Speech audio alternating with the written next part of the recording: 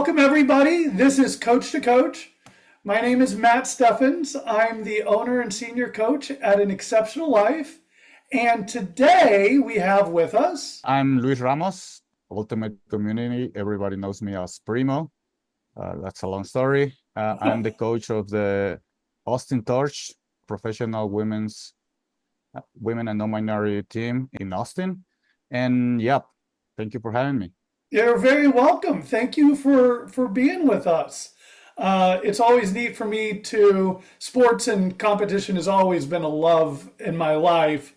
And so it's always neat for me to bring actual sports coaches onto this. I use a lot of sports analogies when I'm coaching. One of my first questions for my clients is, did you play any sports growing up or do you follow any? So I know whether to go with the basketball or football references. So this is really a treat for me. I used to be more of a sports fan when I was younger. I followed like every single league, like the Spanish League, English League, Mexican Football League, NFL, Major League Baseball. And later in my life, when I'm more busy, I was like, okay, I need to pick what I'm going to look at because I don't have that much time anymore. But I try to be I try to follow sport as much as I can. Like feel like sport gives us like great stories. Like even if we just create those stories in our head, stories of comeback, triumphs, things like that. So I think that's what makes sports so great. And yeah. I love that. It really is. I am just old enough to have seen the 1980 Miracle on Ice live because it wasn't shown live in the United States. But I remember being 6 years old in front of that and, just that feeling, that tingle, even at the age of 6 of what had just occurred. The Olympics are a can't miss thing for me. I always tell people, I'll watch, if you tell me why this competition is important and then make sure I understand it, I'll watch anything because, as you pointed out, it is the drama. It is taking something that is truly insignificant, that does not matter, and making it be all important for the 30 minutes, 3 hours, 2 weeks, 2 months, depending on what it is, that this is all that matters for these people. And then when it's over, it's over. You play like your life depends on it. And then when it's over, you realize it didn't. And then you move on. And I think it's one of the most powerful things for people to do in life, even outside of sports. But I think sports is the best example of it. I'm sure there's a lot of stories besides sports that are very relevant and very like inspirational. But I feel like sometimes sports makes it more easy to understand. Like that transition, that analogy, is it like being relentless? Yeah, I love sports because of that. Like the stories that they give us, and yeah. Yeah, and I agree with you. I think it's because in sports, it's usually really easy to measure, right? Like who had how many points and then who had how many points at the end. And I think that people fail to realize how many games that they play in life, right? It's more important for me to have a good job than not have a good job. It's more important for me to get the job or to get the promotion instead of Bob getting the promotion. It's more important for my Christmas lights display to look better than Bob's Christmas lights display, right? We have all these, honestly, competitions that we put into life and with ourselves, but they're so muddied, like you can't measure them easily, which is one of the things that makes them so stressful. In, a soccer match or a football match, it's real easy. It's a number. You either had more or you didn't have more.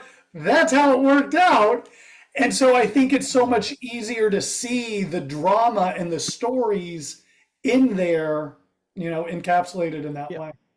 I feel like life is way more complicated. Like it's really hard to capture in a bottle. And in sports, it's really easy. It's a season, or maybe a 7-game final, or 90 minutes of a soccer match. Like it's very easy to encapsulate. And amount of attention that sports gets from media, how they create stories. Maybe they're fake stories, but me as a fan, as a kid, as a teenager, I used to love those stories. Like I used to like understand that this person comes from an injury and now he's a world champion or she's a world champion, etc., etc. So it's yeah, like you mentioned, it's really easy to capture. Like, and that's why I guess that's why people love sport. Like people will love that. Well, I love when my team wins. But I used to be like that about the teams, but now more about the stories. Like try to understand why a coach is successful, or why a team is successful. Does it have to do with the right amount of talent, or it have to do with chemistry? Like it's the stories in the sports, and yeah. I love that. I think it's one of those things you can dig so deep into. So there's three questions that I ask everybody who comes on here. And so that's a great segue into the first one.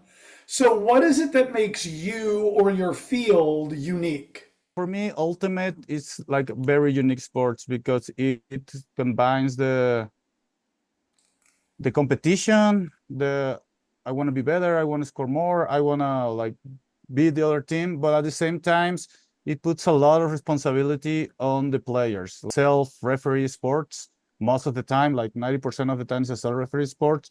So one thing I really love is you as a person, as a player, cannot deny your responsibility on how the game is played. Like if you want it to be played fairly, you need to play fairly. Chippy match with bad attitude, that's also your responsibility. But you have an input on how the game develops. Like I mean, the match or the game develops. So yeah, that's one thing I feel like it makes it unique. We have also, for me, is unique the semi-pro club or professional. My experience, it's been that it's the first sport where I used to grow with playing soccer, volleyball, things like that. And after every match, it was like us and them. The game is over. They are the worst. We are the good guys. Blah blah blah. And in ultimate, I felt the community, like the community in the world, not just my country. It's more like how we meet after the game. You talk with the other team, like you still you're still friends. You don't try to hurt them. Like I used to play like American football, and I remember coaches telling me like, hey, you need to hit him so hard that he cannot come back in the game. And at that moment I was like, yeah, he's my coach, I should do whatever my coach says. But when I was growing, I was like, that's bad. Like, why would I want to do that? Like even in soccer where you need to like tackle him on the knee or wherever, and I'm like, I don't know, like why that would be worse for the game, worse for me as a person. So in ultimate, I found like there was not a single person that thought like that. For me, I found out that in ultimate it was not like that. Like nobody wants to hurt the other person. Everybody was trying to make a community. Even in a more important matches, everybody was trying to make a community. So that's what I feel like coaching ultimate makes it different. It makes it unique. Like that's the only place I have found. Probably there's another sport that does that, but for me, this is the only sport that I have found that does that. And what makes me unique? I guess everybody's unique in the world. Every single person in the world is unique. But what I feel like makes me unique as a person is as a coach. I mean, it's I really want to work together with the team. Like that's the other thing I love about Ultimate. I feel it's the ultimate team sport. Like nobody is able to have success by their own. Like if you watch a soccer match and you have Lionel Messi and just give him the ball and he will score 6 goals. In Ultimate, it's not like that. So what makes me unique is like the understanding of the game is like everybody needs to work together. Like I love that. Like I love working together with people. I love working in Ultimate because organizations, teams, club, it requires all of us to triumph wherever that means. But yeah, and I feel like I care a lot about the players. how did they develop, how that they feel fulfilled on the field, that they feel important on the field. And also, and the last part I think makes me unique, it's I don't know how to say, like I always try to bring a different approach on tactics. Like I get always the feeling that somebody else is already doing what I'm doing. So I'm like, I need to come up with something new. And or not, maybe not new, but something a little bit different. And yeah, so that's me. Sometimes some other coaches have told me like, yeah, that's not gonna work because this is that. But I always prefer to like give these options and people telling me like, no, let's like calm down and then we talk about it. But I feel like it's ultimate is in this moment where everything goes. Like every tactic could be a good tactic because the sport is new. It's to be honest, if you compare it with baseball or American football or basketball, it's a really new sport. So tactics is out there like for the taking, and you come up with anything. Like just think about it, and if you feel it's gonna work, just do it. Like what is there to lose? I guess in that some other sport at the moment was like, oh, we should shoot threes all the time in basketball. And somebody Yep. else was like, no, that's not the way it should be played. Like, no, let's do it. Like, Yep. just do it. Later in my life, in my coaching life, I try to like bring like new, fresh ideas. Also, so the United States is the number one country for ultimate. That they are the world champions. They have the best players, etc., etc. So for me, being from Mexico, that we are not that developing ultimate, like we always fighting for mid-table, last place, things like that. For me, also when I came to the United States, I was like, I cannot be what I'm always are. I need to bring something new. Like if I'm gonna come to a country that have more developed players, more better players, I need to bring something useful for them. If I just do whatever people are doing all the time, for me it will be like, yeah, why will we gonna have a person from Mexico when we can have that from a person from next door? So for me, it's like, okay, I need to bring new ideas or fresh ideas or I don't know, like things that are look different for to help a team or an organization. I love that. To go back to what you talked about with the ultimate community, I think that that is one of the things that is really distinct. I've also seen it in rugby, but that the players, while they are very much about their team and winning, it is arguably even more important that they have the community and the right spirit and the socialization, that they are all part of something larger than just their team. And, it is interesting to me because, as you said, 90% of Ultimate is self officiated. And it's one of the few sports where it is common, arguably, for a player to override the official when given a foul, that they can say, no, that actually I was not impeded, or, it's something, as opposed to, for instance, soccer, where players are trying to get, calls. Yeah.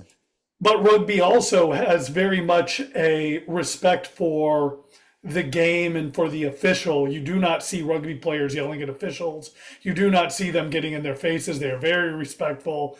The conversation is over once the official has spoken.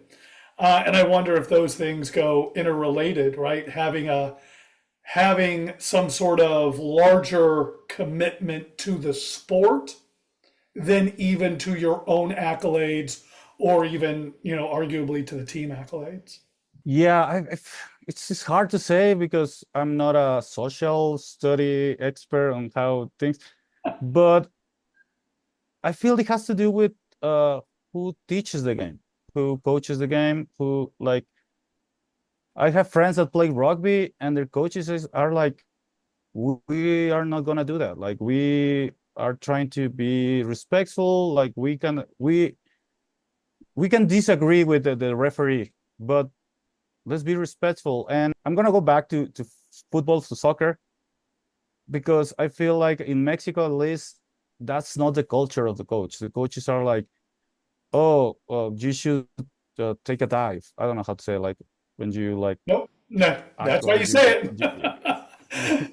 take a dive, or the coaches are yelling at the officials, and so the players, when you're a kid and you see your coach yelling at the official, what are you gonna do? Like, oh, that's how it's done. Like, that's how I get an advantage.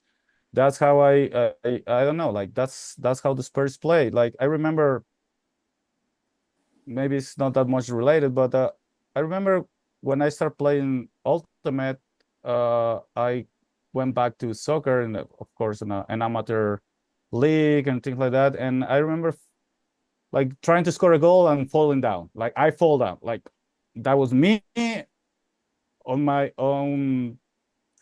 Like I don't know. I just fell down, and the official called a penalty, and I was like, I stood up and I said to talk to the official and said like, hey, I fell down. Like that was Yeah. not a foul.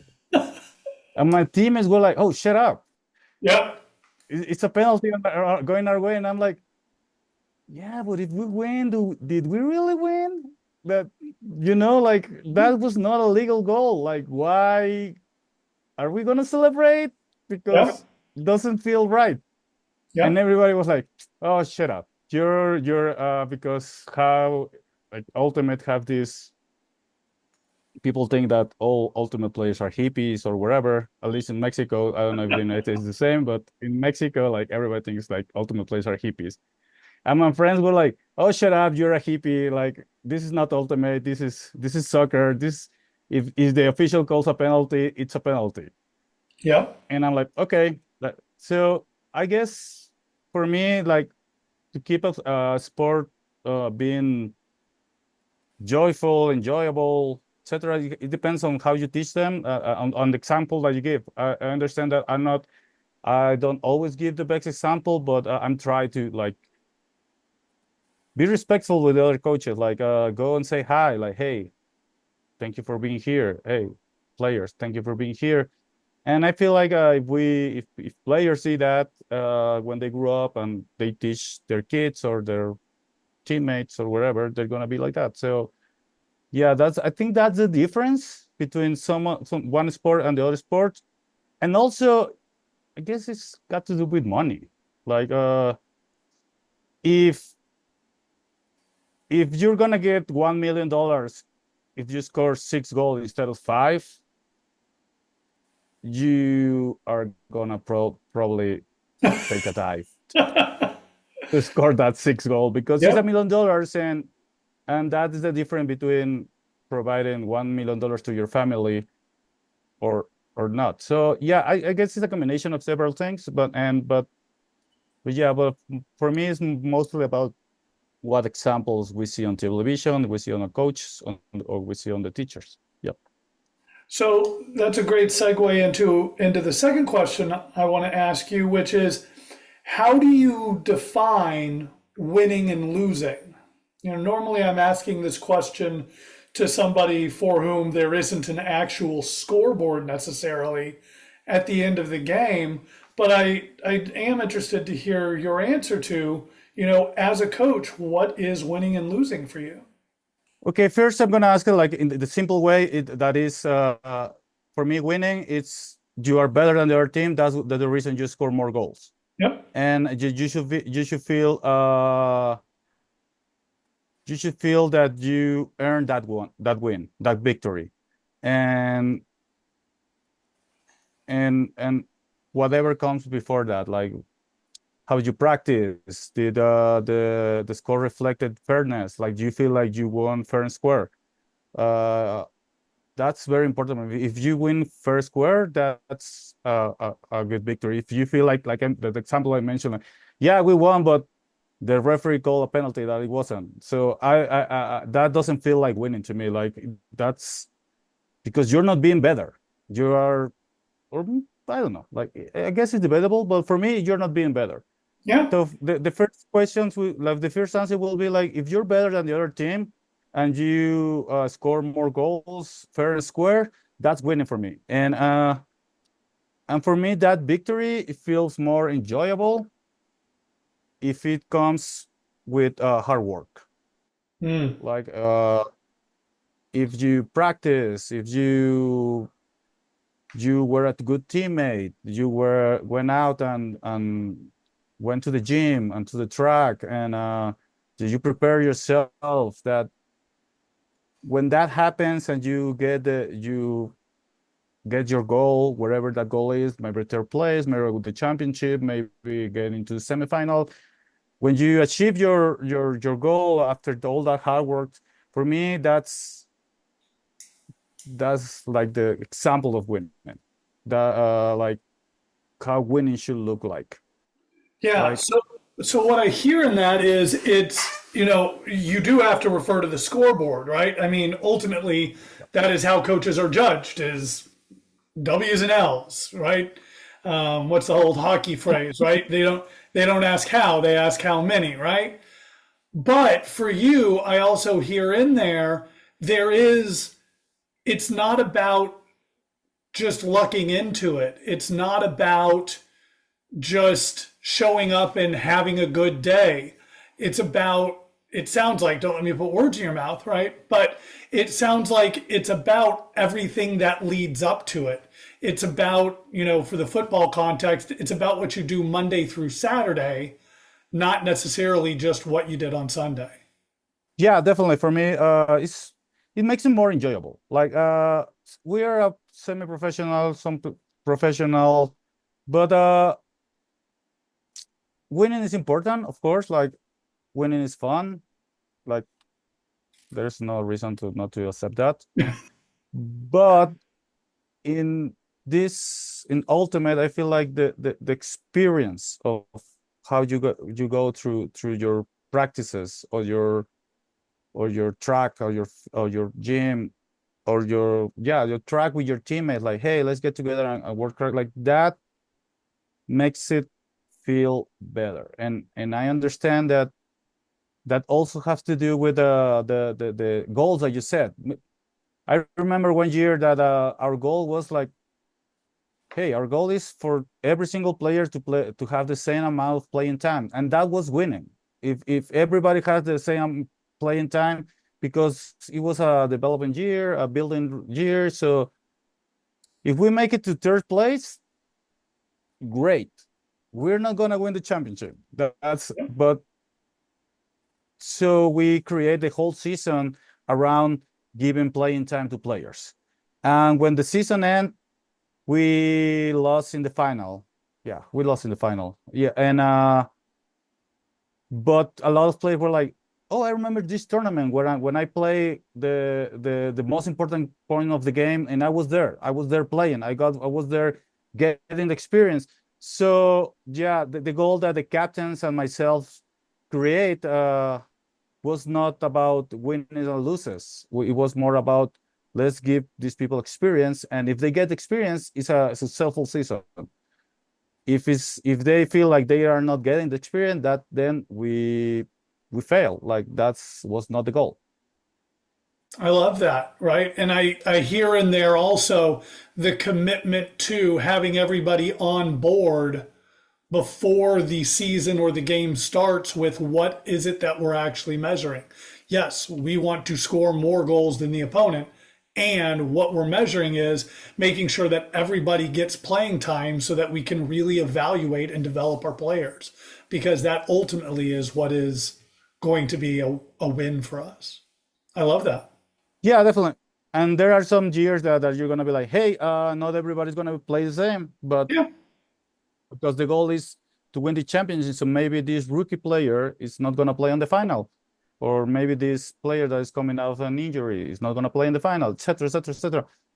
But that's the other thing I was mentioning about, like captains, coaches, need the ownership needs to like talk about like what's our goal, like, and sometimes the goal has to do with results, and sometimes the goal has to do with make it enjoyable season. I love that.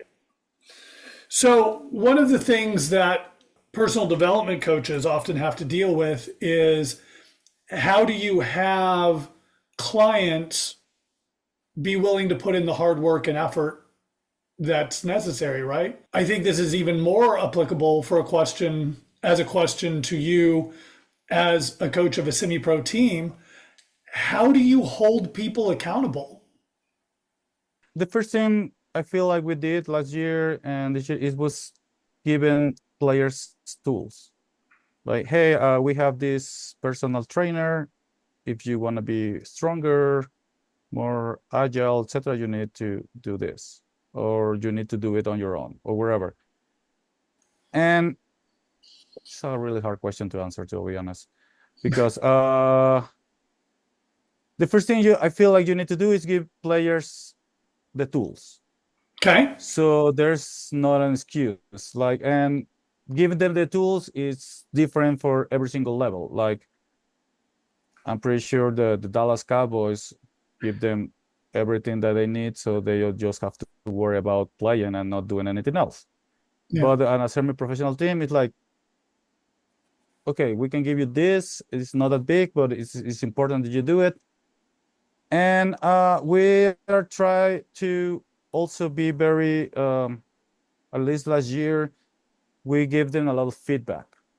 Hey, this person, we need you to, we're seeing that you're getting out of air in midpoint, or you look tired midpoint, or your throws are not there. Like, you need to work on your throws. You need to work your fitness. You need to work on X, Y, and Z. And we tell them, like, you need to be doing this for be part of the game day roster. And we try to follow on that, like, every, I don't know, 3 weeks, I guess. I don't remember how often it was. Again, you look tired, you look blah, blah, blah. Like, and then players understand that, hey, I'm not putting the work. Like, I feel like all in Torch, at least, players are very, like, they understand what they're very self evaluators. That's a word that I just came out with. A weird word. But yeah, I get like, it though. yeah, so if a player is not there on their throws, like, first we try to tell them, like, hey, you need to work on your throws. And if we come with another email that says, like, hey, you need to work on your throws, I feel like players understand that my throws are not there. Like, I need to put on the work, or maybe I need to tell the coaches, hey, I've been putting the work, but I'm not getting better. Like, what can I do? Yeah. Like, okay, let's figure a plan. Or maybe there's no plan. Maybe it's like, okay, if your throws are not getting better, like, we need to, like, look something else for you to be doing on this team, because maybe that position is not for you. Like, I guess what I'm trying to say is to make a person accountable, you need to be, it has to do with communication, like how you approach them, like, and you tell them, hey, this is what I need from you, and you're not giving me what I need for you. Like, I need you to work on this X or Y. And if I come up with another email, like, hey, we just still missing this. And I feel like players understand, like, the players are really smart. So, and you just need to be honest and communicate with them, and they will be like very, like, hey, sorry, I couldn't make it to practice, so I understand if you don't put me in the game. Yeah. So yeah, I feel like Well, how you make it accountable is communication. Like, try to be as open about it, and yeah, there's gonna be a lot of mistakes, but if you try to communicate, that will make people accountable of their own, yeah, well, I love on what their you own. pointed to specifically, right? You make sure that your players have all of the tools that they need, that they know that they have the assistance that's required, and you give them the feedback on what there is to work on, and then you evaluate it 1, 2, 3 weeks down the line. And it sounds like with a semi-professional team, you have people who want to be there. Nobody's there against their will. Nobody is just trying Yeah. to like slide by or anything. They're there because they want to be better. They want to improve. They want to be victorious. It's not a side hobby for them.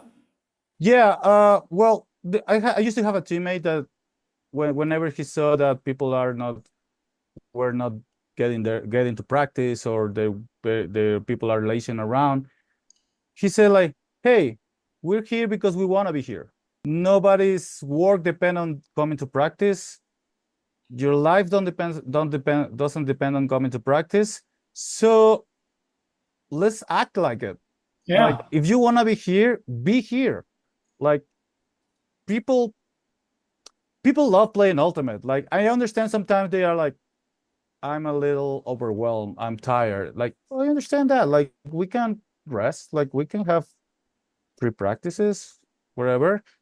But if you want to be here, be here. Act like you want to play with us. Like because nobody's forcing you to. Like you don't have your family economy doesn't depend on you throwing 6 assists.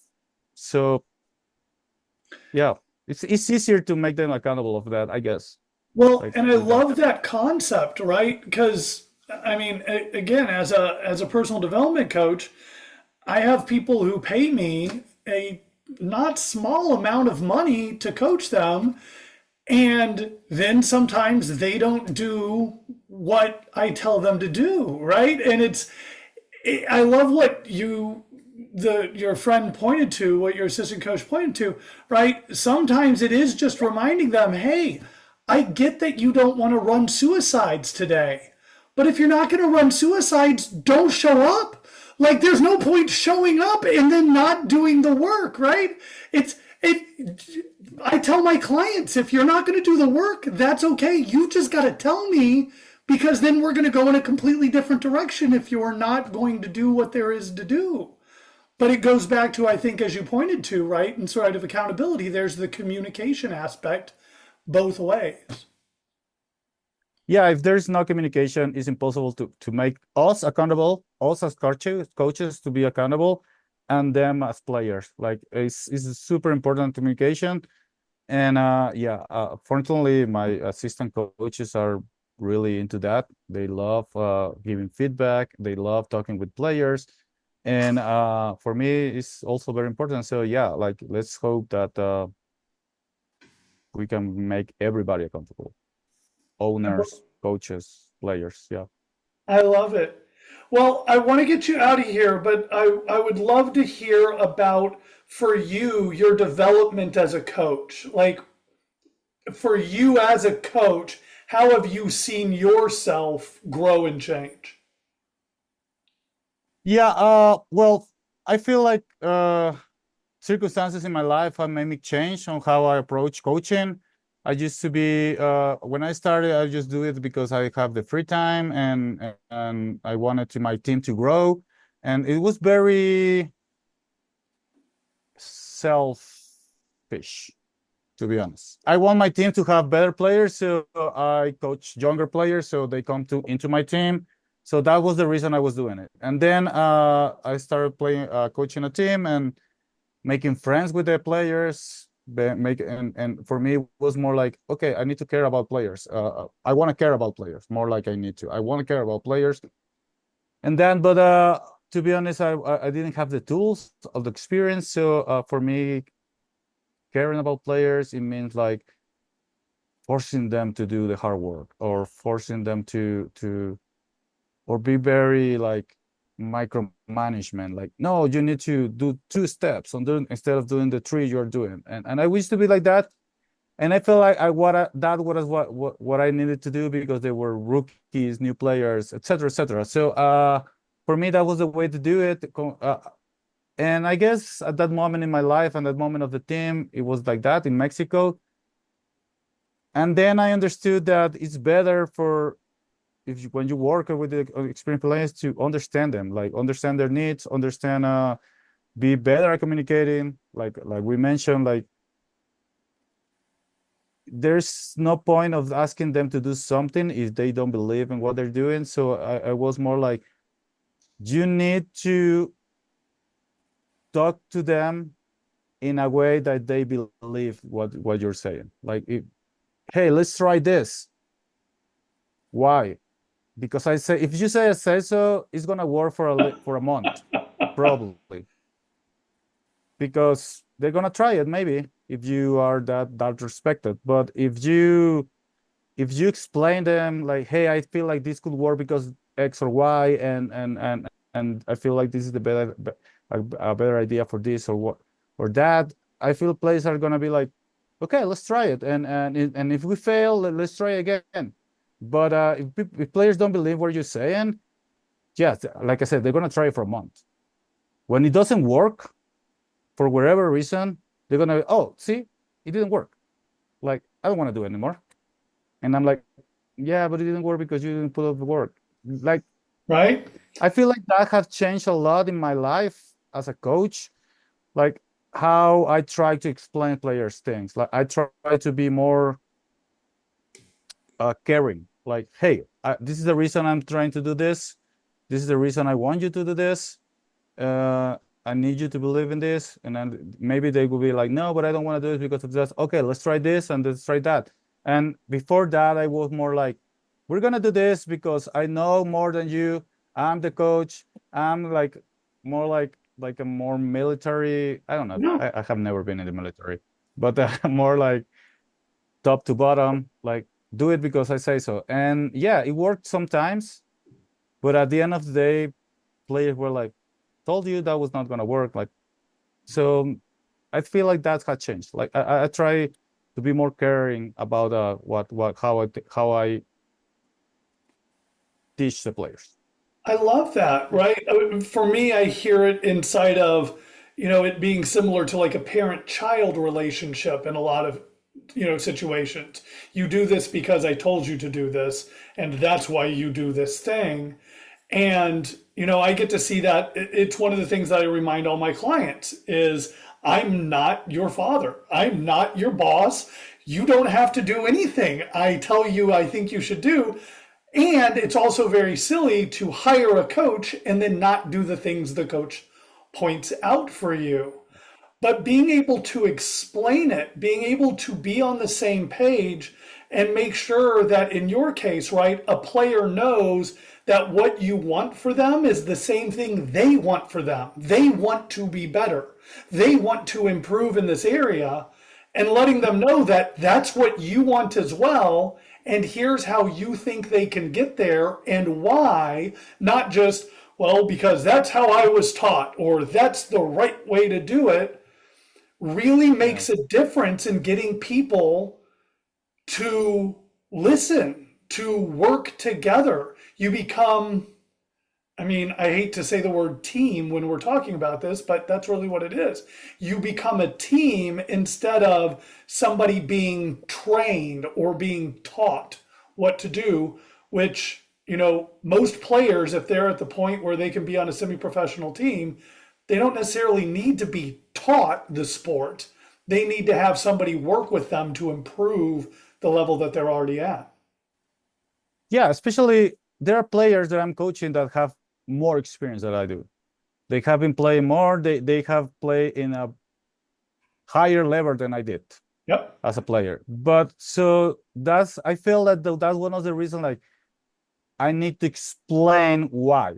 Like I need to like, hey, I understand that you have done this all your life, but maybe if we try this and this because of these reasons, it could work. Yeah. And I feel that approach have, at least at this level, it has been better than like do this because I say so. I I don't want to sound agree. like a parent because yeah. Well, I agree because, I always go back, again, I've already, shown my age on this episode, but, for me, basketball was David Robinson, Michael Jordan, but we can go to Kobe and LeBron. none of them ever had coaches that were better basketball players than they were. Like it just wasn't a thing. But it's not that they ever then said, well, I don't need a coach, right? The value of a coach is not just that they're better at the thing than you are. The value of a coach is that they get to see things that you don't see. They get to come at angles that you haven't, your brain's not telling you to come from. That's the beauty of a powerful coach. And that's why I love, the fact that coaches don't have to be the best at what they do. They just have to have enough experience and enough communication and enough skill to be able to let somebody know that they're there with you. I got your back. I'm going to make sure that it always goes well. You just go out there and thrive. It's for me, it's Yeah. almost like I'm the safety net underneath the trapeze act, right? I'm here so that you can do the crazy stuff and know that it won't go poorly. And we'll keep practicing it until it goes perfectly. Yeah, especially since if you're a team, like you mentioned, like everybody wants the same thing. Like most of the time, like you wanna succeed on winning or yeah, like being a better player or yeah. So if when everybody's like understanding that we want the same thing, I feel like it's easier to yeah, to coach. I love that. I love that. Anything else you want to say before we close today? Um, Not really. Like I think I talk a lot of me about me and like, but I will use the space to if you're in Austin, you should go and check the Austin Torch. It's a women ultimate team that really cares about the community. All is really try to be in touch with the community. We I feel like they embrace that we're from Texas, we're from Austin, like we love this space. So if you have the chance, you should definitely go and watch the game. Follow us on YouTube, and I'm really telling you, you're not gonna regret attending a game. They're very excited. People are really nice, and like we mentioned, like I feel like also the public, like the audience that are watching the game, it's a reflection of the sport. They are a community. They love having new people watching them and joining them for that experience. So like you should definitely go and check out one of our games. You're gonna have fun, and yeah, you can just come and say hi. I can personally back that up. I've been playing Austin. I've been playing Ultimate in Austin, since I came here for college. Certainly not at a level anywhere qualified for any of the people that are playing here. But I've loved being able to go out to the Austin Torch games. It was a big pleasure for me personally to be able to get you to have this conversation with us. The Torch women are amazing. They give back to the community, and it is an exciting sport. It is fun. It is raucous. And if you are in Austin and you have not gone out to see the Austin Torch, I will tell you personally, you are missing out. I got to be there for the final game of the regular season where they qualified for their first ever playoff berth, and it was thrilling start to finish. So I am excited for this year, and I'm excited for you to be able to be there with them. Thank you so much for your time today, Luis. I really appreciate it. Our viewers can find me at www.anexceptionallife.com. Where can they find the Austin Torch? They can find us online on atxtorch.com. And yeah, you can find schedules, roster, everything. You can find it there, or you can follow us on Instagram and at ATX Austin, sorry, Austin Torch at Austin Torch in Instagram, and they can find us there. And yeah, they can follow us and learn about us and the season. Wonderful. Thank you again for your time today. I really appreciate it. Thank you. Great to be here.